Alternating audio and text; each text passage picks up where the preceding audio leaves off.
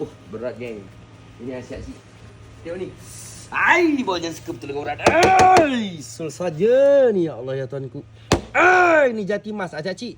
Ni kalau acik nak tengok macam mana cara nak bezakan, kan kadang-kadang kurang tahu macam mana nak tengok jati grade A kan. Jati grade A acik-acik mesti tengok macam ni lah kebanyakannya. Jati yang grade A macam ni lah urat dia. Okey.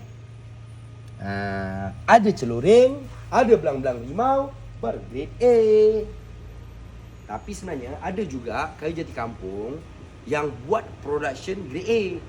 Dia pakai kayu kecil je, tapi kena kat tangan tukang yang buat tu memang halus. Lepas tu dia ikut spek masa, pengeringan bla bla bla.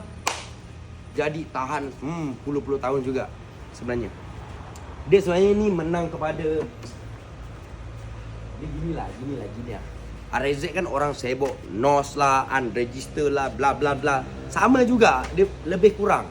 Dari satu atas kesenian lah. Setengah orang dia 50% orang pandang perabot jati dia perabot. 50% dia pandang seni.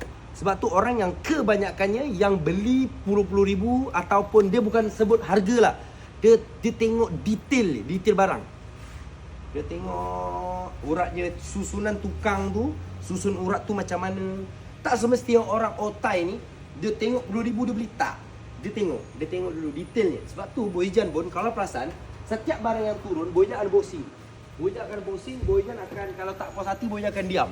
Boyjan tu tiau kat situ barang tu ataupun Boyjan akan sengih seorang tengok barang ni, ini super. Tu bermakna detail susunan rangka dia bla bla bla bla tu cantik.